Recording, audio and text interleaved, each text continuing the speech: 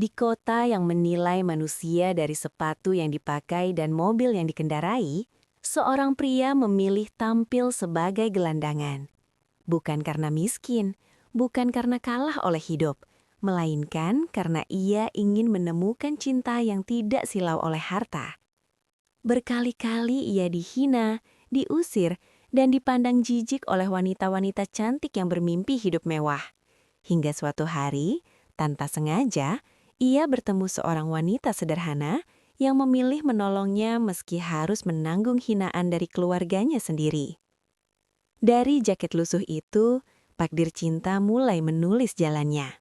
Namanya Arka Wijaya, seorang pengusaha sukses yang namanya sering muncul di majalah bisnis nasional.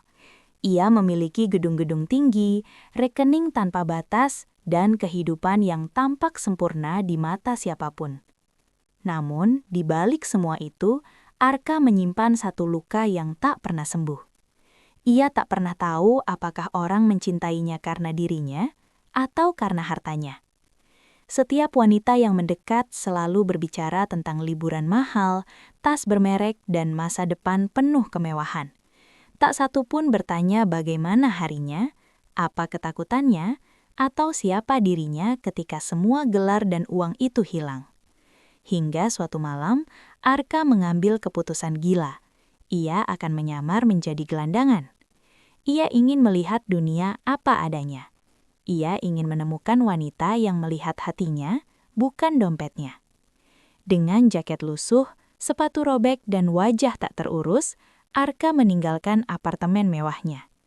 Ia berjalan di trotoar yang sama dengan orang-orang yang biasa ia pandang dari balik kaca mobil mahalnya. Di sanalah ujiannya dimulai. Hari-hari pertama sebagai gelandangan terasa lebih berat dari yang Arka bayangkan. Tatapan orang-orang menusuk lebih tajam daripada dingin malam. Ia belajar bahwa diam seringkali lebih menyakitkan daripada makian. Banyak yang berpaling, menutup hidung, bahkan mempercepat langkah seolah kehadirannya adalah penyakit menular.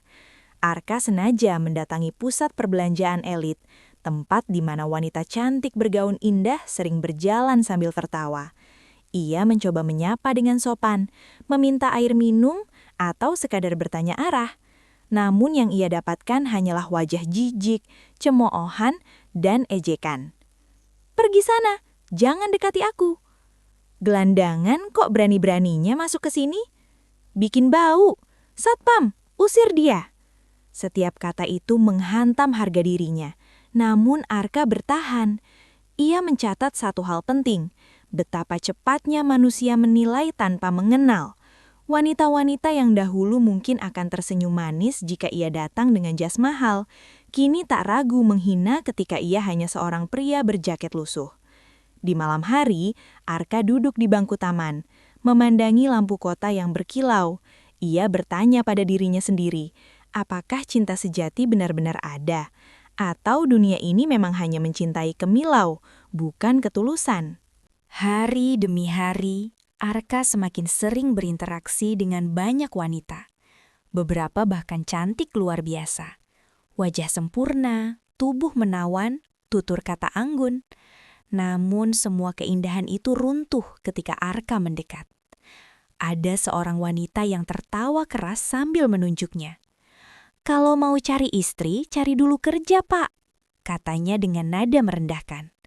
Yang lain mengeluarkan uang receh, melemparkannya ke tanah.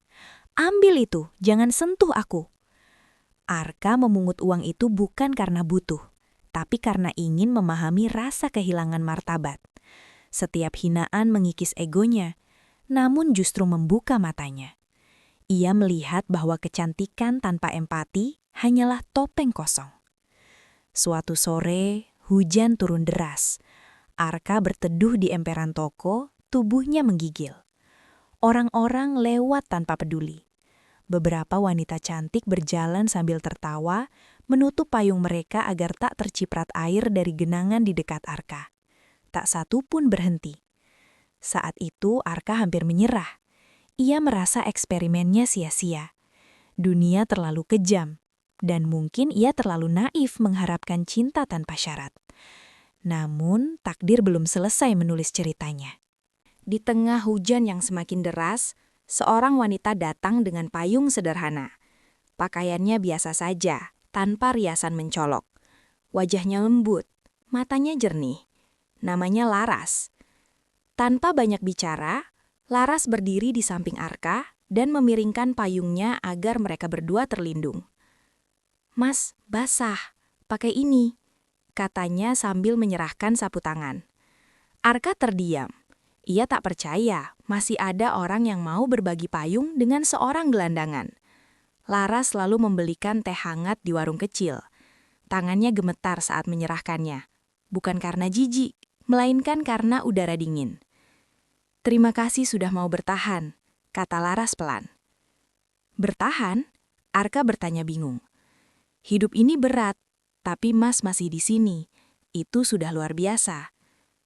Kalimat sederhana itu menembus dinding yang selama ini Arka bangun. Tak ada rasa kasihan berlebihan, tak ada nada merendahkan, hanya ketulusan. Mereka berbincang singkat. Laras tidak bertanya masa lalu Arka, tidak menuntut penjelasan. Ia hanya mendengarkan.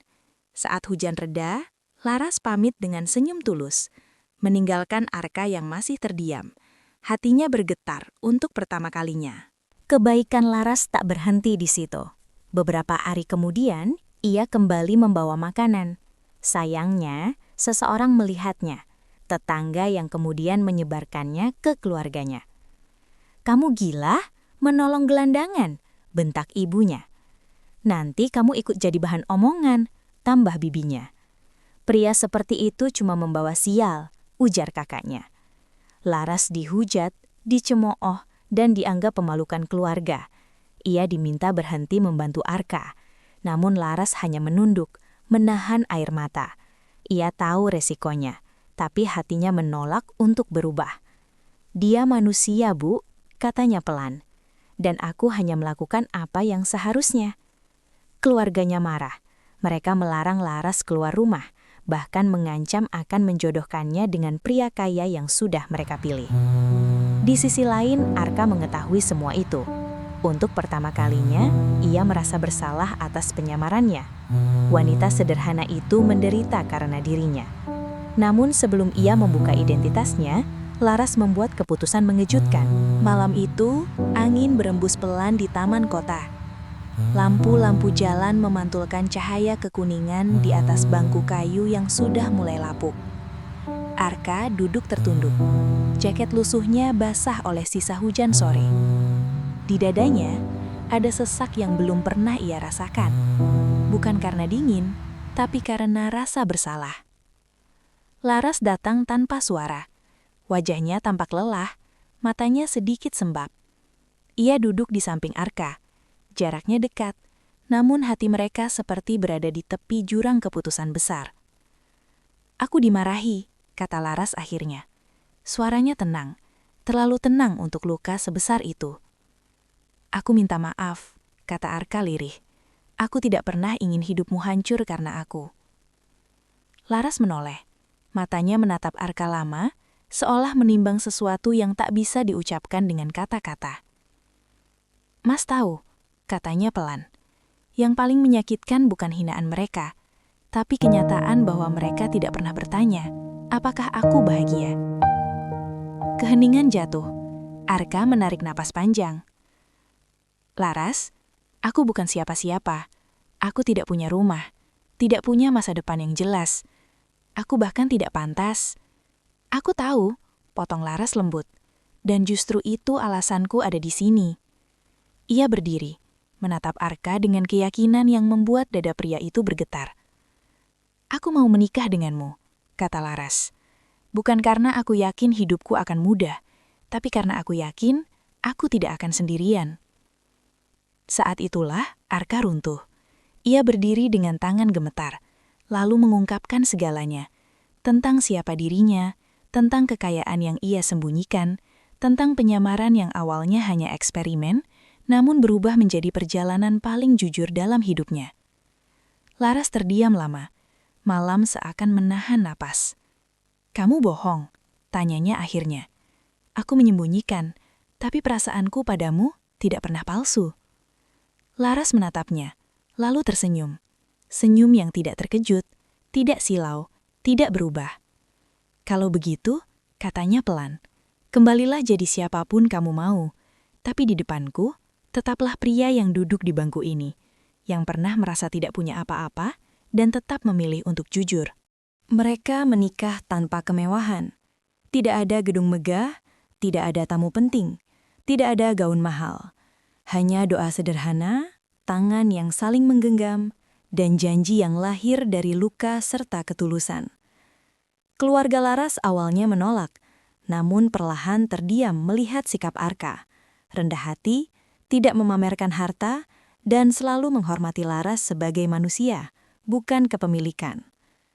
Arka kembali ke dunianya sebagai pengusaha, namun jiwanya tak lagi sama.